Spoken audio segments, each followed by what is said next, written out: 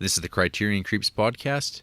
Tonight we are talking about, first up, All That Heaven Allows from 1955, directed by Douglas Sirk. The tagline of this film, How Much Does Heaven Allow a Woman in Love? And the synopsis from Letterboxd, predicated on a May-December romance. The difference here is that the woman, attractive widow Carrie Scott, is considerably older than the man, handsome gardener landscaper Ron Kirby. Throwing conventional behavior to the winds and facing social ostracism, Carrie pursues her romance with Ron, who is unjustly perceived as a fortune hunter by Carrie's friends and family, especially her priggish brother Ned. That's not her brother, that's her son. Yeah. Who wrote this? A fool who I guess didn't pay attention very much to the movie. Yeah. Anyway, so as I mentioned earlier, I had never watched a Douglas Sirk movie in my life somehow. Because on paper, these movies both are regarded as classics, but at the same time, they are 1950s melodramas. And people who've been listening to the show for a while probably have an idea of the types of movies that I like to watch, which is like unpleasant. Yeah. Like, I like my movies unpleasant, nasty, gory, violent, weird, dark, unusual. There's a lot of those movies in the world, and I still haven't watched like all of them or anything like that. But you know, movies like All That Heaven Allows, the world of Douglas Sirk, of like niceness and kind of like, I don't know, pleasantries and breaking of social norms and that sort of conventional stuff. It's kind of like, it's not really high on my list of things I go out of my way to watch. So that's what this Criterion Creep is all about, is kind of getting around to watching those movies. Kind of like eating your vegetables, I suppose. So, first time watching, and this movie's pretty awesome, RJ. Really? Yeah, it's pretty good. Wow. Yeah. So, broad strokes on this, what I like about it. I guess, like, as far as, like, American melodrama films could go from this period of time, I think this movie does it perfectly. It's everything you kind of would expect for this sort of movie. So, I mean, like, it has going for it as, like, if this is a prime example of it, and it checks all the boxes, while also being a really well-made, well-acted movie. So we got Rock Hudson, who is, like, Douglas Sirk's boy. He is in all these movies.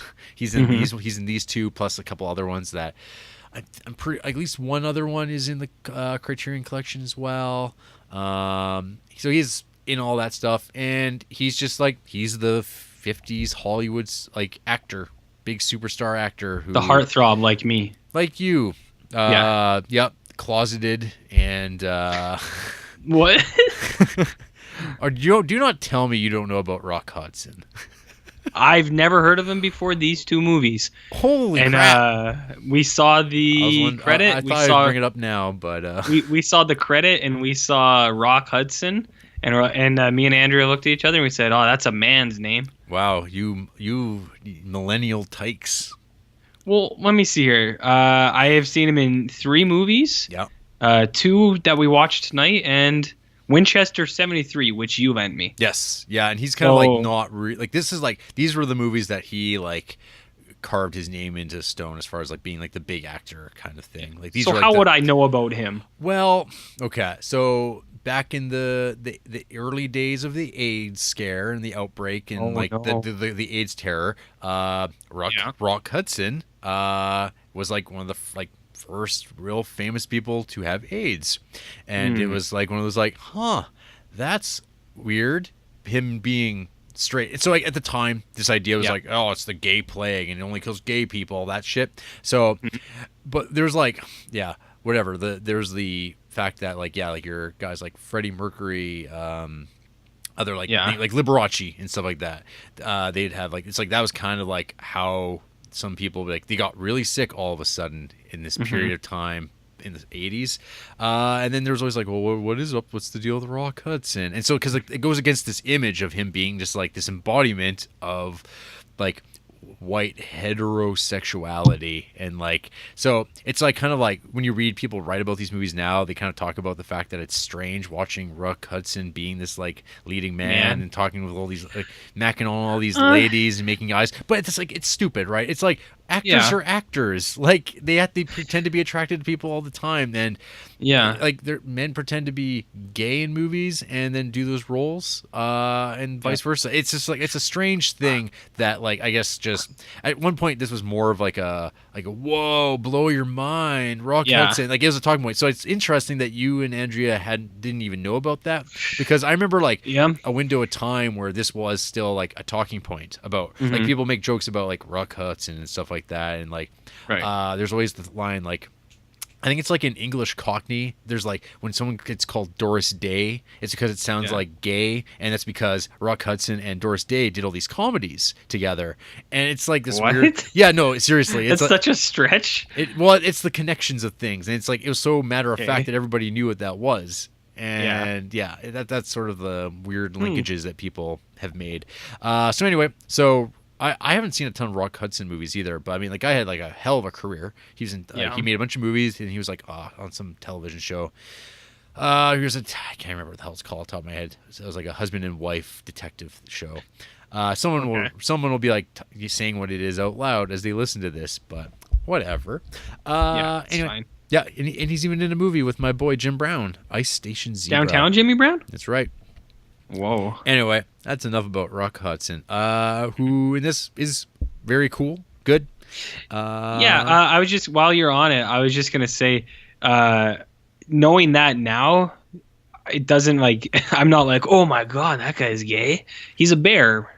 He's just like a man, you know? Mm-hmm. He just liked other dudes. So that's cool. I mean, it's like you said, actors have to pretend to be attracted to people all the time. Yeah. You think Brad Pitt was attracted to Antonio Banderas in that vampire movie? Probably not in real life, but in the movie he was. Mm-hmm. Wait, did they get down in that movie? I have no idea. Like, was that my fan fiction? It's your favorite movie. You tell me. All right. So anyway. Yeah, I mean, I just think this movie, I don't know, I didn't really take a super ton of notes or anything like that. I just like random things about like, look at Rock Hudson's pompadour, and things about like, so it's so strange. Like another movie I watched right before this was called The Lawless, and it's from 1951. And it had like a scene that jumped out at me right away. It was like this old man was burning leaves on the curb, and I was like, oh God, like no one does that at all anymore, I don't think, at least around this area because of our winds and stuff like that. But here we are, like right at the bat, and all that heaven allows is another pile of burning leaves out on the curb. And I'm like, the 50s. Yeah, I was surprised by that also. Because I wrote that down. I said, is that burning gutter leaves? I was like, what the hell's going on here? Anyways, it was a thing. Yeah. So I mean, so the story is about this Carrie Scott lady, and she's a widow, and she's got her adult children who act way younger than they or they look older than their characters act, I guess, is kind of the weirdness of this movie. They're off at school. One's at Princeton. And she's just trying to, like, I don't know, she's dating those older men on the scene of this community they live in. And then Rock Hudson, he is the gardener. His dad used to run the business, and he's died, and now he's taken over. And they start hitting it off. And, like, I don't know, I think that they have pretty, like, compared to some of the movies we've watched recently, which are predicated on these, like, great love stories, like I Know Where I'm Going. This movie actually has some genuine, I felt, like, on-screen chemistry. And, I don't know. No, you're right. It actually did. It had, like, I mean, must have been good actors. If this dude was a gay boy and he was still, like, it seemed like they were genuinely interested in each other. It was good chemistry. Yeah. Like, whatever the movie you brought up was, that movie you watched the other day, where those people completely just could not care less about each other. I never accepted. I never was brought into their story at all. Unlike this, where I was like, yeah, this is cool. It's like, but so anyway, and then the movie proceeds from there, just kind of with the, the 50s melodramaness of like, Yeah. oh, I don't know about this. This is unacceptable. Why is she dating this man from a lower class? But it's like, well, look at him. Oh god. Look at this strapping buck of a man. Well, that's what I mean. Is like that lady's getting sexed raw because of this like handsome flannel wearing motherfucker. There's a scene in this movie, Jarrett, where this dude is feeding a deer out of his hands, and it's just like, if that's not a man, I don't know what is. Yeah. So anyway, and then it's just the struggle of will they, won't they? Will societal pressures get to them and prevent them from being together? Yep. And that's the through line. This is a happier era of filmmaking, so it ends happily with the couple getting together, and we're like, yes. So yeah, I think this movie is like really good. I'm glad I finally got around to watching it. Hey RJ, what did you think of All That Heaven Allows? I can't believe that you like this movie. No, not that drastic. I'm surprised that you like this movie. I didn't think you would like either of these. I watched these with Andrea, as is the new fad, and as they are women's pictures. Women's picks. That was the old label that these movies got tossed onto them, so that you don't have to take them seriously because they're just for women. Yeah, no, exactly. They were the chick flicks. No, I told her, I read her the synopses for both of these, and she's like, "Ooh, yeah, those sound good." She's like, "Those sound hot and steamy." I was like, "Yeah, girl, let's watch this shit." So we popped these fuckers on. We made some popcorn. Andrea liked both of them. She thought, well, we're talking about All That Heaven Allows. She liked All That Heaven Allows. She thought it was a good story. I also liked this movie. I didn't super like it, but I see why other people would. I like it. I think it's a little cheesy, but I mean that's kind of the point. Yeah. Like a lot of this movie is like kind of not like slogans or like cliched trope things like that. It's like the stuff they say is like, I think the way people talked in the 50s. It's like, watch out, Jimmy. Squeaky wheel gets the grease. It's like, and like tip in their hat, but it's like, I think that's how people actually talk there.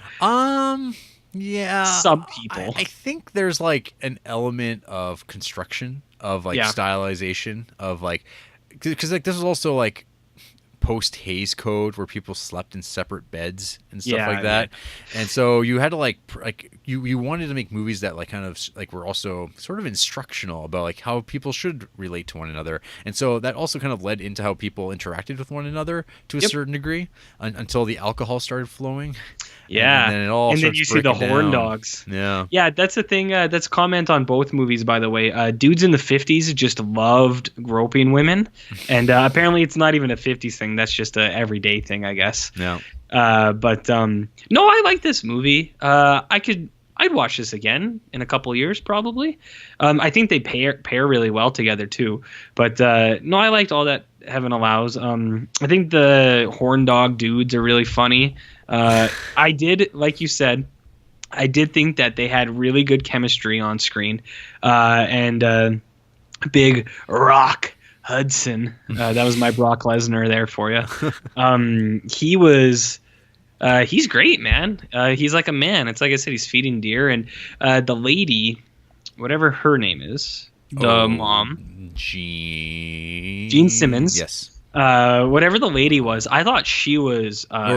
Jane Wyman is the actress. Jane Wyman? Yeah. Okay. Hey, I thought she was great. Hey, RJ, how much older do you think we both Wyman guessed? Yeah. We made this guess. The conclusion we came to, and I did not look this up, I think Rock Hudson is older than she was. False.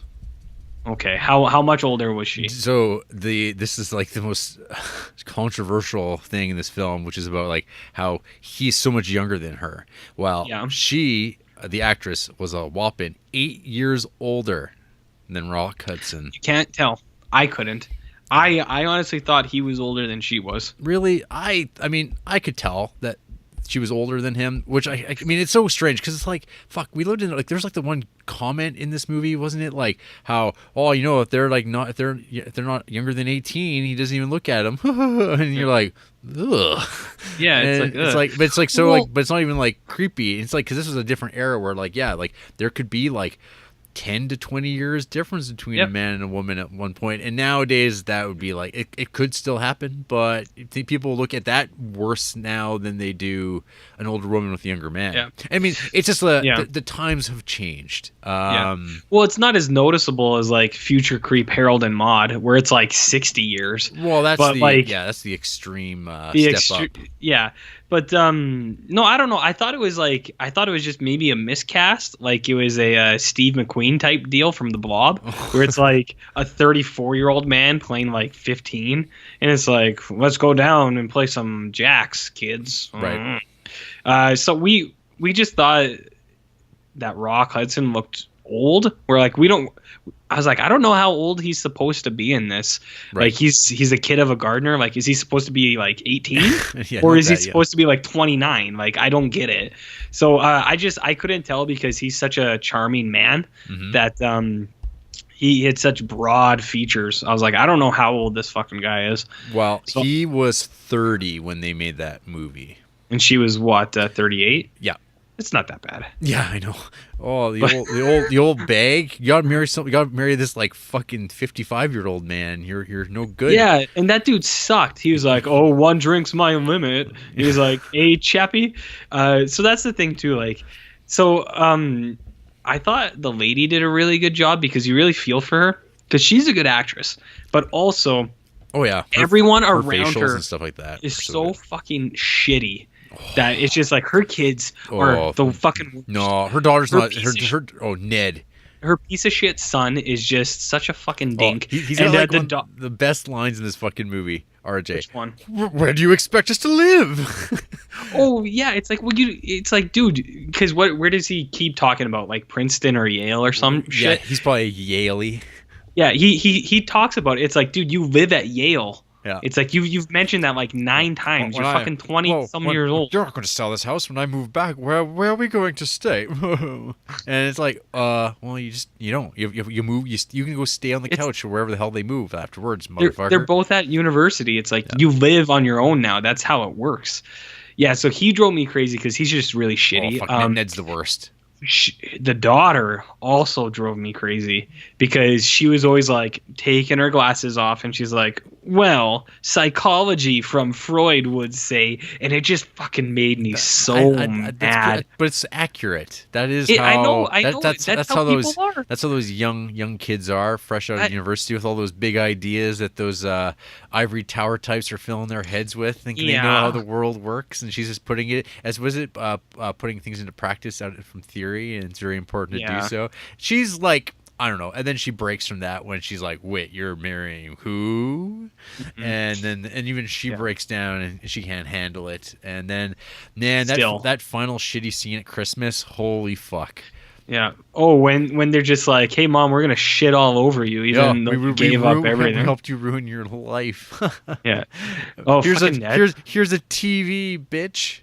Yeah, it's like, you're lonely now, aren't you? Here's a TV set. And then Ned's like, fine, I'll make the martinis. He's the worst. So anyways, everyone surrounding her is such shit that it's like you do feel bad for her. So she was really good. I thought Rock Hudson was good. And the movie looks great too. I thought this movie looked really well. This movie looked well. This movie looks great too. So no, it's a good show. Like, it is. Andrea liked it more than I did, and I think you liked it more than I did too. But I did enjoy it. I'll watch it again one day. Yeah, one of my favorite details on the production side of this movie is the fake frosting on the windows. That stuff looks. I mean, I love that. It looks. I mean, it's fake, right? Like, it doesn't look real, but it looks so good. Like, you're like, man, I'd love it. Like, it looks exactly the way Frost should look, and it's like obviously not winter or whatever, but yeah, it looks wonderful. There's like all those shots of them at the cabin in front of that big window that he's built, the blues and stuff like that. Those scenes are so good looking. Like it's like some of the best shot. Like that's like of course when I look it up, I'm like, yeah, everyone else like seems to think so too, because it's like a pretty common screen cap of those scenes in front of that window, because you don't get light like that at all. Like you couldn't replicate it. It looks so great. Well, you couldn't, but not I. Not I. You've never seen my handiwork. Yeah, your beautiful scenic window with your deerts. My deerts, yeah. But yeah, it's a good show. Yeah, no, this movie's very. It's a great movie. It deserves the accolades that it's received. I agree. Cool. All right. After a trailer break, we will talk about the second Douglas Sirk movie of the evening, Written on the Wind. And we're back. We're going to talk about Written on the Wind. The tagline for this film: "This woman in his arms was now the wife of the man he called his best friend." And the synopsis from Letterboxd: Mitch Wayne is a geologist working for the Hadleys, an oil-rich Texas family. While the patriarch, Jared, works hard to establish the family business, his irresponsible son, Kyle, is an alcoholic playboy, and his daughter, Mary Lee, is the town tramp. Mitch harbors a secret love for Kyle's unsatisfied wife, Lucy, a fact that leaves him exposed when the jealous Mary Lee accuses him of murder. It's not a great synopsis. It's not super fitting to the movie, especially the way that the movie starts, and it kind of shows you the end before the movie, and it's kind of like so it's not a great description. Yeah. So getting into this movie, it's a cold open. X-Files style comparison. So All That Heaven Allows, it opens up with this really awesome crane shot of the town, and you get the shot through the trees and all that stuff like that. Really beautiful. This is like this jarring kind of like action-y kind of opening with like this crazy, like, because they never really say what town this is. It's just like anywhere USA, with all these giant like oil rig things all over the place. It's this very stylized mill, and this car's just blasting on through this day for night stuff. And then you see fucking Robert Stack just pounding back a bottle, driving erratically. The shots are all kind of off. They don't have like they're a little shaky. They have like that sense of like urgency. And then he wanders off into this, stumbles in, smashes that bottle RJ style, and walks into the house, fires off a gun, and then stumbles on out. And you're like, what's this movie about? What's going on? And then it goes back to the beginning. And yeah, so. Written on the Wind, hadn't seen that either. Also Rock Hudson, he's a recurring player here. This movie just follows the adventures of a poor kid hanging out with his rich buddy who's got it all.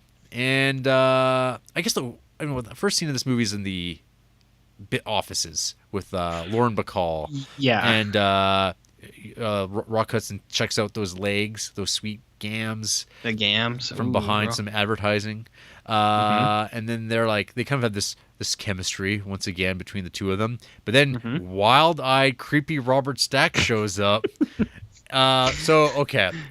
He's gross. I'm a big fan of Unsolved Mysteries. That show scared the crap out of me as a kid. But I have a file that's got like, I don't know, like 80 hours of Unsolved Mysteries, like right off of television, stripped off of it. I have like all those DVD sets they came out with. So I don't know. My mental image of Robert Stack is just like him, like talking about aliens, unexplained disappearances, unsolved murders. So here he is, like actually is a character, an actor, and he's like a fucking creepo. Like he's just like he's like a real like, what the fuck is wrong with this guy? So he's like putting the moves on Lauren Bacall, but very aggressively. But like, I guess like if you're putting yourself into this mindset of like, this would be kind of weird and fun, being this guy's like, hey, we're gonna go on a fucking flight because I have a plane that I fly. Hey, where do you want to go? We're going to Miami. Fuck it. Hey, you want a hotel suite? Fuck it, I got that too. And there's like they never explicitly state it because it was the 50s. Like it's like, oh no, hey, he's doing all this nice stuff for you. You gotta be nice to him too, which is kind of the turning point, I guess, for old Kyle, because she's like, she just takes off, goes back to the airport. She's gonna fly home on her own because she knows where this is all going, and Rock Hudson's kind of being like left out in the cold because he kind of, I guess, found her first, and he felt like they had something going on. And then Kyle, who's got all the money and stuff like that, he's kind of swept in there. But I guess like something in the creepy stories that Robert Stack tells wins her over and thinks like, yeah, I kind of get him. And you're kind of like, okay, we'll see. Yeah. Maybe because, he's going to get better. He sleeps with a gun under his pillow. He's like, there's all these comments about his like rampant alcoholism, but he hasn't had a drink since we got together, so it's all going to work out great. I'm like, yeah, that's what it's going to be like for the rest of our lives. He's never going to have a drink again because it's the bad boy thing, right? It's like a real thing where like girls think, I'm going to cure this guy because I'm that good, and like he's a project, and everything's going to work out great, but that never happens. Can I ask you something, Jarrett? Yes, RJ. Was that the intent of this podcast? Were you like, I'm gonna cure this bad boy, and like you said, every week you're just like, maybe this week will be different. Maybe he won't start the show with a pint of White Russians. I don't care about you. Oh. Okay. So this isn't the Pygmalion experiment. No. Well, that wasn't about different sex things. That wasn't about sex either. Okay. Yeah. Keep going. I think this movie's pretty great. Yeah. I don't like as much as All That Heaven Allows. I don't think, even though this movie's got like, I think a lot more interesting stuff going on for it. Like I love the crazy like setting of this town they're in with all the oil riggings and stuff like that. Like there's like a shot where like they're like leaving a bar and there's just this like oil rig thing like 20 feet away just going away, and I'm like, what is this place? Like, is this a common thing in like the southern states where they're just like, yeah, drill, baby, drill in my backyard, please? It's like everyone's just giving up, and it's all about materialism and just giving like throwing your shoulders up. Probably. And so here we have Rock Hudson. I mean, essentially he plays the same character. He's a nice guy. There's like, what can you say about him? Like he's swell. His dad's like I don't know, he was a hunter, I guess, and so his son again was like another like, he's a big old tough guy who like can handle himself, but he's really nice and he wants to like deflate situations rather than escalate them. Unlike Kyle here. Kyle. What an asshole name. What a name, eh? Kyle. Kyle. My one of my friends, friend of the show, Ryan Nagel, his little brother's name is Kyle. And like you, he doesn't listen to music. I asked him one time. I said, "Hey, what kind of music do you like?" He said, "I don't listen to music," which is kind of like you. So you're the Jarretts and the Kyles of the world go hand in hand. Well, this guy, his name's almost like mine. This patriarch fella with his boardroom. So the other aspect of the story is that Kyle's sister, Mary Lee, she's a real floozy, and they all grew up together. She's got eyes for old Rock Hudson, and he's just like, no, I'm not interested. You're like a sister. Like it's gross. I don't care how hard you like show your tits and rub up against me and rub my arm. It's just not gonna happen. Other dudes, especially like I'm gonna make you jealous by banging like rig pigs here at the old bar. It's all very scabby, RJ. It is scabby. Real skeevy. Yeah, I never understood that technique where people are like, I'm going to make you jealous by having sex with like this person. And it's like, it's going to get to you. It's like, why is that? I always thought that was gross. It's like, ugh. Yeah. Ugh. So, there's situations that keep popping up that, Mitch just kind of outclasses Kyle. And this really pisses off Kyle because he's like, he says out blatantly, it's like, yeah, my dad wishes Mitch was his son, and he doesn't give a fuck about me. And he's way better. I don't have this intense stare whenever I look at anybody, because I'm Robert Stack. So we got the Chief from the television show Get Smart here as the Doctor. So that's nice. He gets to inform Kyle that, hey, you're shooting blanks, buddy. So that just sends Kyle into a downward spiral, that he's like not only like a terrible person, but he can't have children either. So he's like a great recipe. It's just cranking it, squeezing out that drama. So yeah, anyway, this movie's like, it's so easy to watch both these movies. There's like always something going on. You get like all the fanciness of big actors doing their thing. Unlike this generation of like losers that you're just told are celebrities that have no talent or presence, but they're celebrities, and so we all pretend they're like great. This is like, it's a nice thing, and I kind of like try to imagine watching these movies like on a big screen. And like these movies would be awesome to watch like in a theater, with like a real polished off print or whatever. So hey, RJ, what did you think of Written on the Wind? More like Breaking Wind. No, I'm just kidding. I actually liked Written on the Wind too. I think we watched these back to back. Yep. I think they pair very well. It's a good Sunday doubleheader. No, I like this one as much as All That Heaven Allows. I think Andrea, like you, liked the first one more, but no, I like these both equally the same. I was like, yeah, that's really good. I see why they're in the collection. They're not my favorites, but I did really like them, and I'll probably watch them again one day. I think Written on the Wind is cooler. Like, it's more of like a sexy movie, right? Right. Not because there's like a slutty lady in it, but it's like there's danger and there's like suspense, and it starts off with as a mystery almost, where it's just like you said, the cold open. It's like, what? It's like, how did we get here? Like, what is this thing? And it's a different kind of like forbidden romance, where it's just like, he's like, well, I love her. I don't know if she likes me. Maybe not, but you know, I can't really do anything about it. And like, that's got its own sadness to it. Right. Especially since you see that it's like one guy is like really handsome and attractive and he likes her like me, and the other guy's a drunk like you, and it's just sad and depressing, you know. I was distracted by Robert Stack being in this movie. I think if they had someone like, say, George C. Scott, I think that would have made a world of difference. Not that Robert Stack is bad, but I was distracted by it because, like what you said, Unsolved Mysteries, I was a fan of that show also. What I couldn't stop thinking about is that scene in Basketball from Trey Parker and Matt Stone, where Robert Stack is like, we still have no fucking clue where this guy is.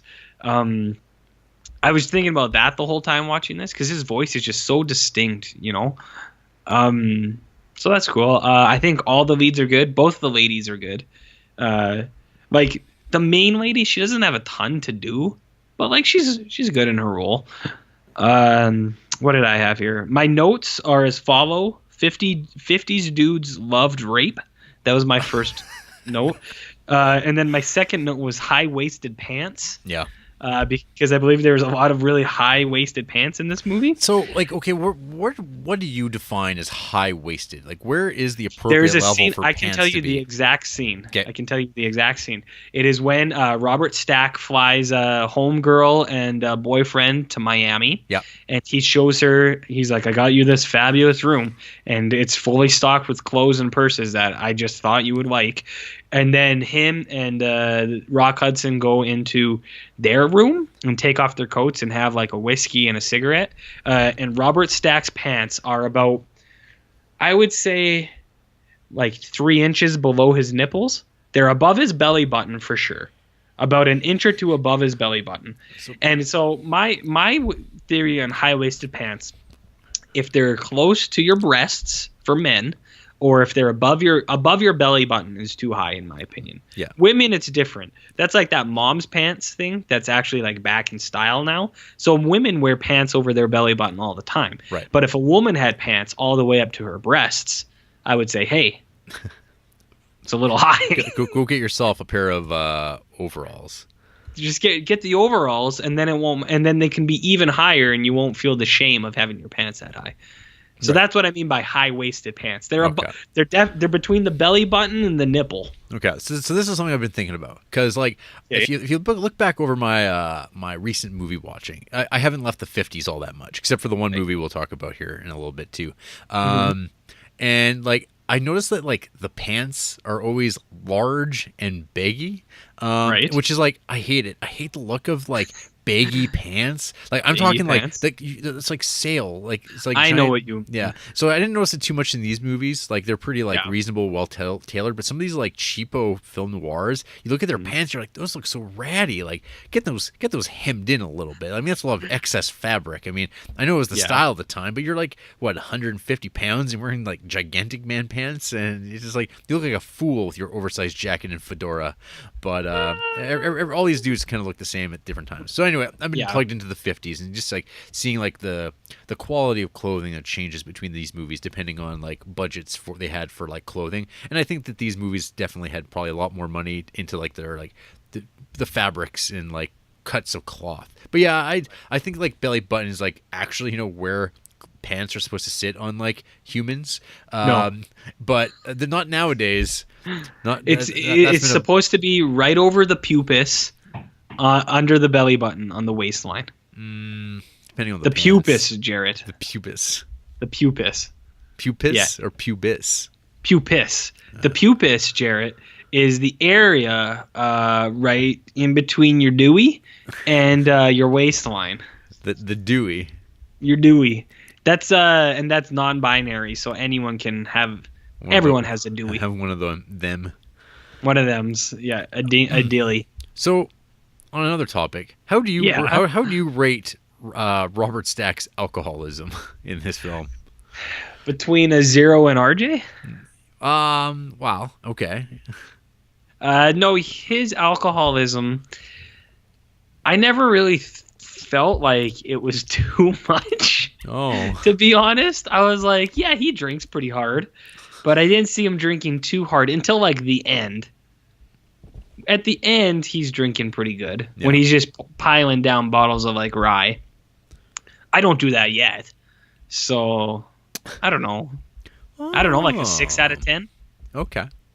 I'm just looking at Douglas Sirk, and one of his like the movie I guess he might have made right after this was The Tarnished Angels, and it also stars Rock Hudson and Robert Stack. Cool. So they longtime partners. Yeah, they're buds, and Dorothy Malone returns. I think she's the sister. Yeah, she is. So they just did another movie together. That's neat. That's slightly neat, I suppose. suppose. Robert Stack. Oh God, those eyes, those intense staring eyes at me. Ugh. No. Anyway, so yeah, Red in the Wind. It's like I liked it. Like I said, there's like a lot of like interesting things going on in it, but it doesn't have like just that like perfect encapsulation of like 50s-ness and storytelling. It's just like not. It's different. It's like I said, it's like a sexier film, right? Like it's almost like a not a suspense or a thriller, but kind of. It's like a very like thriller light. It's like the Bud Light of thrillers, because it's just like ooh man, this is a dirty love triangle, and look, there's even this slutty girl involved, and someone's gonna die. Yeah, there's like the one montage that or used to like kind of like a cross editing they do with Mary Lee doing her like rumba dance to like crazy music in her like underdressing, and like while her father falls down the steps due to finding out that his daughter's a whore. Yeah. And he's just like, oh my God, my heart can't handle it anymore. And then he falls down the steps and dies. So that's like a little bit more sophisticated filmmaking. It's like, not to say the All That Heaven Allows is unsophisticated filmmaking. It just doesn't have like the there's like certain looseness in Written on the Wind. And like the editing's a lot crazier. Whereas the other one's more conventional. But that's nice and good and solid. Yeah. by the way, that scene is crazy because like that gas jockey, he's just like, the dad and Rock Hudson are like, tell it straight, son. And he's like, listen, the girl's loose. And he's like, what are you saying? It's like, the girl is a tramp. And the dad pulls a gun out. He's going to like shoot this fucking kid. This poor like gas station like employee, because the guy's like, he's like, hey, that lady brought me here. This is what she does, you guys. I just thought it was drastic that the dad was just going to fucking kill that guy. Right. I have one more thing to say about Written on the Wind. Okay. There's a scene with Rock Hudson, and the dude drops a "What's up?" He goes into a room and he says, "What's up?"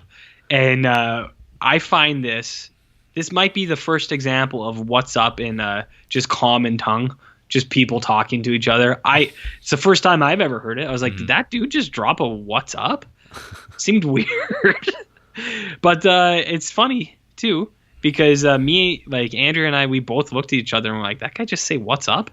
And then we were watching a new movie based in the 50s, and they drop "What's up" in that too. Oh. And I was like, well, that makes more sense in this movie. Right. But a movie like when did that come out? Like 56. Yep. 1956. That's the first "What's up" I've ever heard. Well, there you go. Speaking of that other movie that I made you watch, yes. So I suggested that we also watch Todd Haynes' Far From Heaven from 2002. So this movie, crazily enough, is like 15, 16 years old now. This movie came out, like, I guess I was like a year out of high school, and it was like one of those like big pushed like Oscar bait movies of the time that it was. And I mean, like, I mean, it's obvious watching it, I'm sure, after watching these two movies, why we watched it, because it is a like total pastiche of Douglas Sirk movies. Right. Like there's just like whole, like when I watched Far From Heaven, I had never watched a Douglas Sirk movie. I'd only like read about what they're like on paper, had never actually seen them, other than they have this amazing Technicolor colors, which these movies, like, we haven't even talked about the color really in these movies, which are like off the hook, and like the blues and the reds, and they're like, wow, look how he uses color in this really unusual way that like doesn't reflect reality.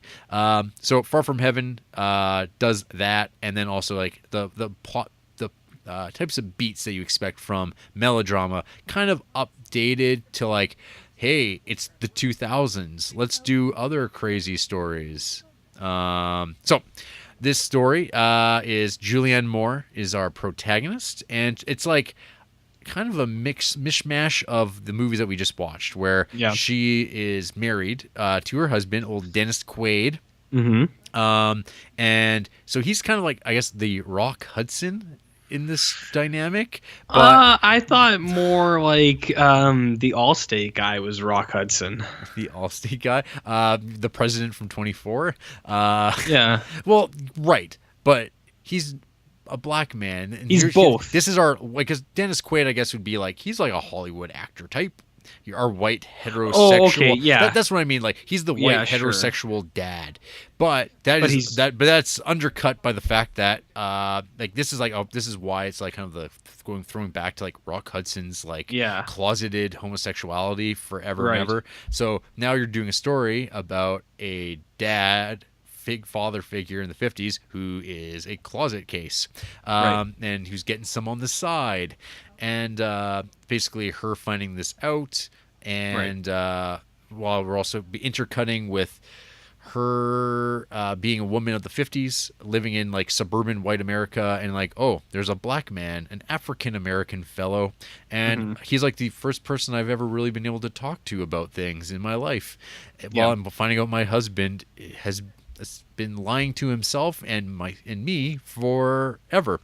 And so the movie just plays out from that point. And I mean, so I watched this movie like back in 2003 when it ever came out on DVD. I think like I bought like the previously viewed Blockbuster copy of this. Nice. Back in the day, because I didn't want to pay brand new prices for these movies, because I was like, I'm sure this movie will be okay, but I don't know if I'll love it or anything like that, because I didn't have any context to it.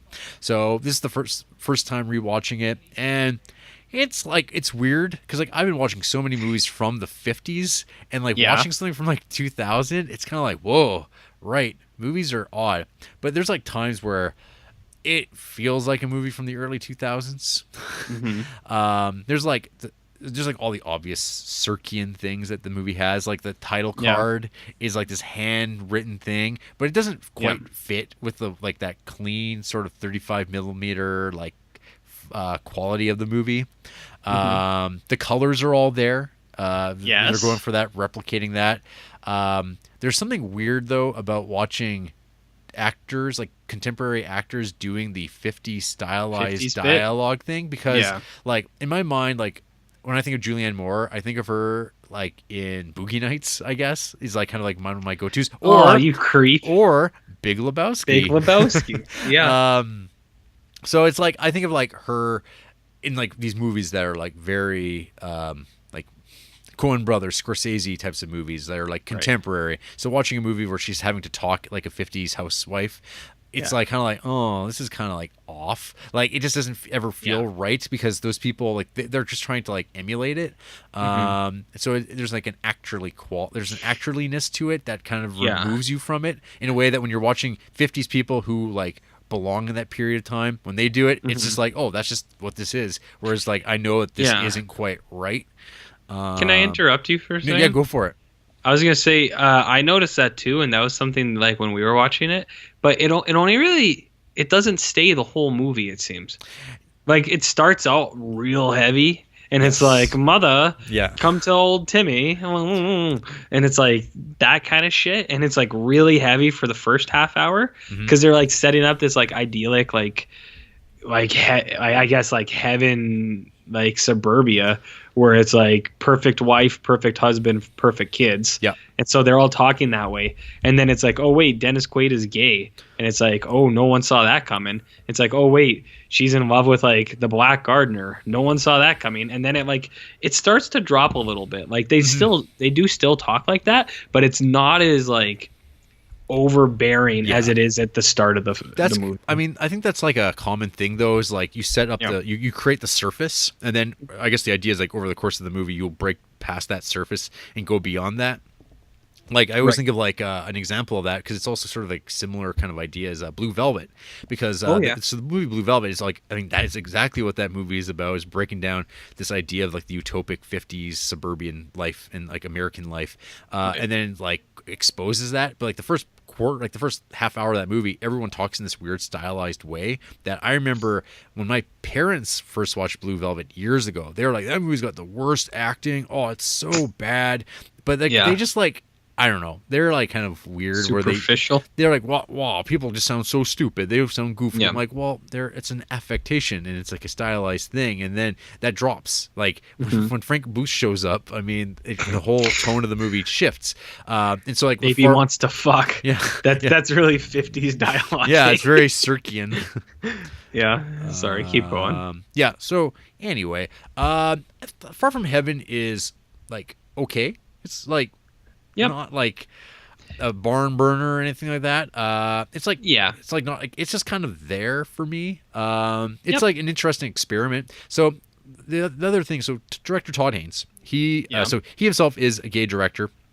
So I mean, like I think like there's an aspect of like the Douglas Sirk movies of like there's like a camp quality because of the crazy colors and like sort of like the stodginess and kind of ridiculousness of the situations. And I think, and then also there's like the Rock Hudson aspect too, which is probably why like he wanted to make a movie like this, because he probably loves Douglas Sirk movies, and he's like, I want to really do my own version of that, but like set it for like today's times.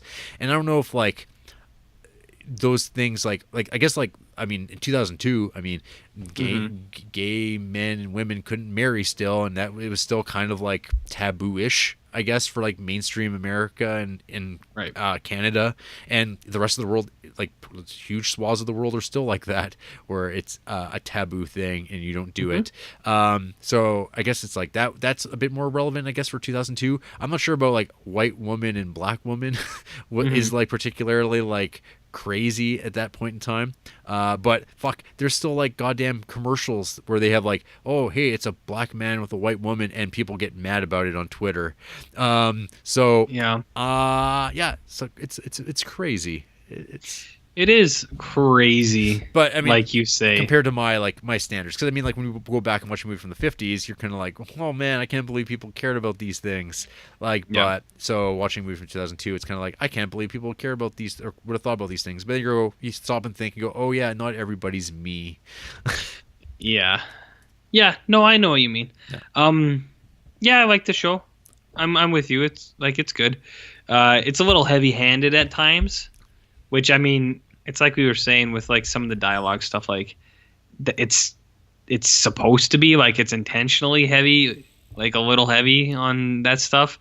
Like the overt, like there's big racism and like homophobia stuff, and it's like a little over the top, but at the same time it's like, well, people were shitty like that too. So I don't think I would argue that maybe it's not that bad, like compared to like what it could be. Like it's pretty like I mean they do try to like do their best to like tone it down, like because they never like when they're homosexuality, oh my goodness, and they use those terminologies, and like when he's going to like the psychiatrist and like the way that's handled, it's done in this like I mean this is what people would have probably been going through, this idea of curing it, and well that's what they tried to do that up until like the 90s.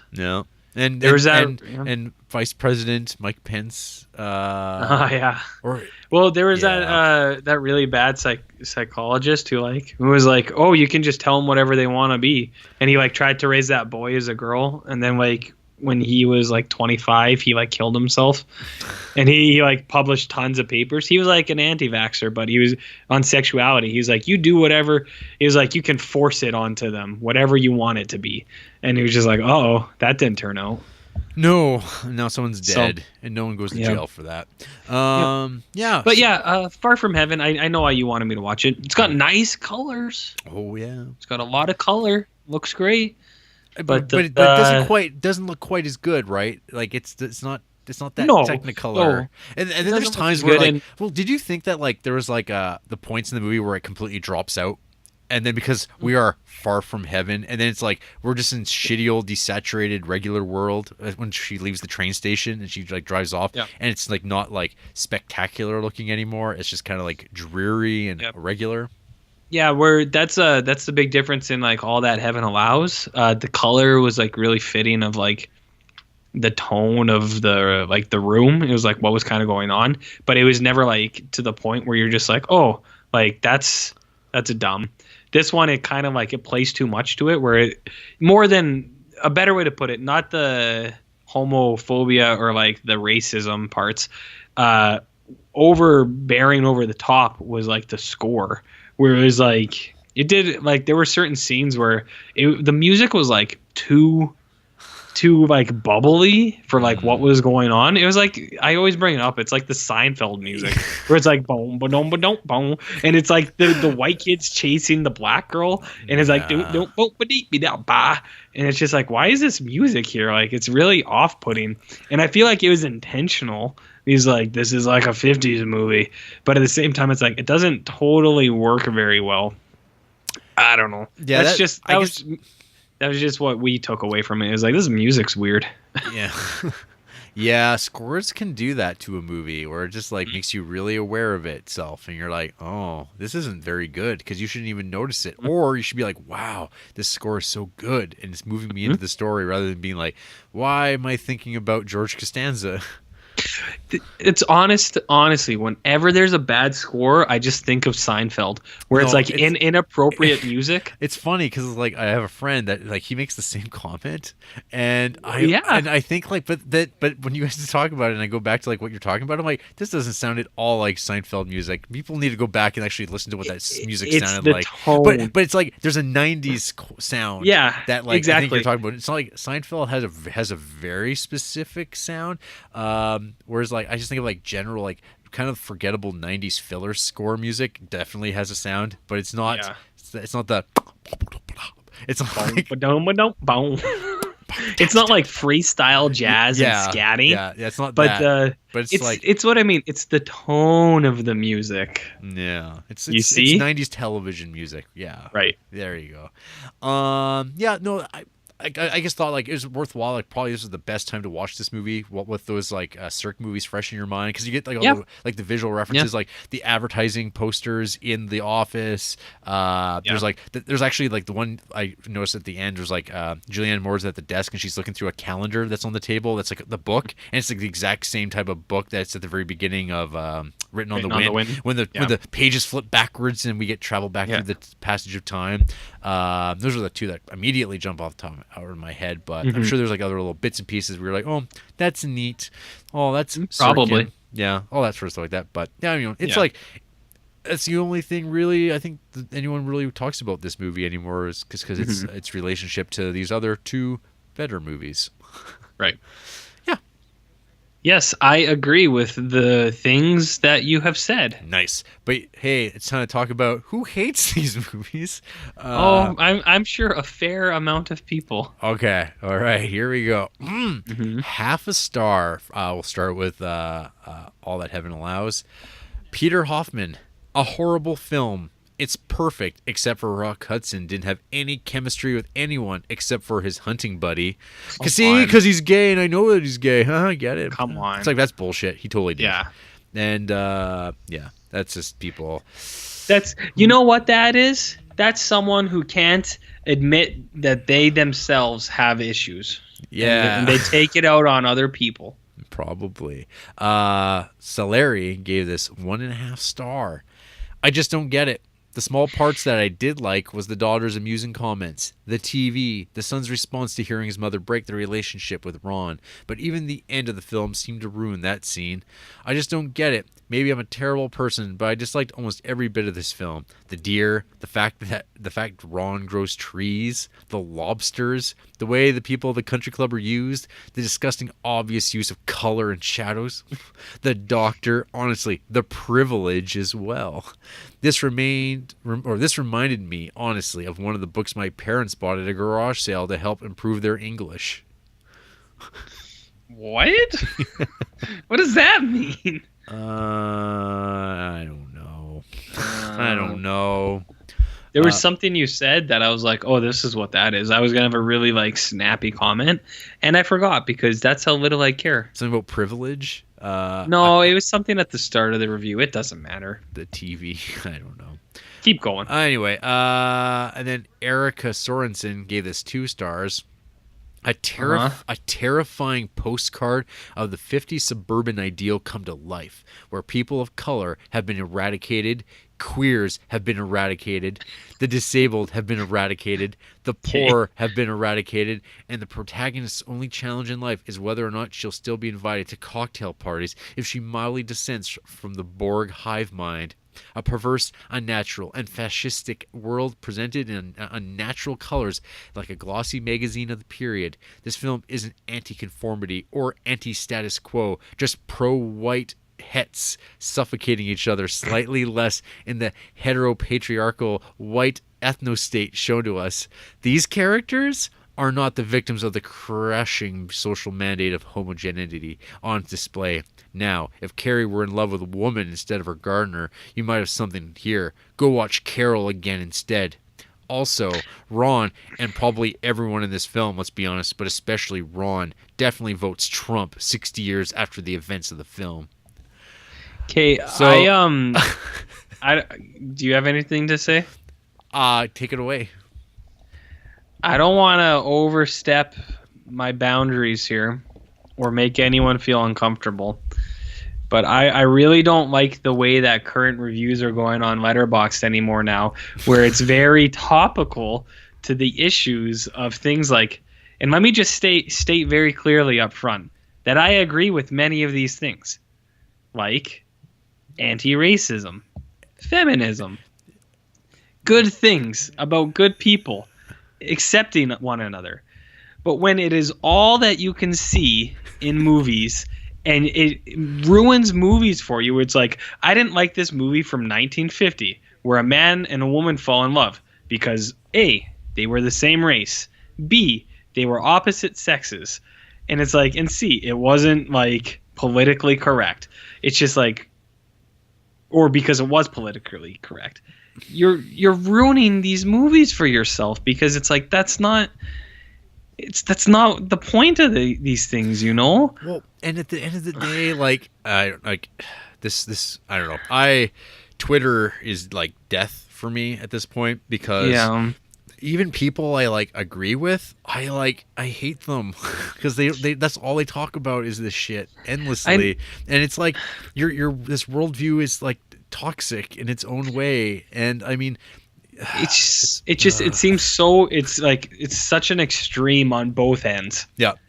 On both ends, and that's the issue. Yeah. You know what? People just need to hang out with us and come down to earth a little bit. Just be like, you know what? Just there's bad stuff, there's good stuff. Let's go eat some cake. Yeah, and watch the brown face and black face movies together. Yeah. See, I like to find these because on Letterboxd there's always somebody to come along and be like, wow, I just finished my second year of cultural theory at the university. Yeah, and I've got some thoughts, and it's like they're like bad, unthought out things. They're just like nothing. They're just I was like, motherfucker, you went into this movie knowing what it was, and you weren't going to like it, but now you're going to talk about it and whatever. Enjoy your life being miserable, and but one day you'll totally like not even care about any of this shit.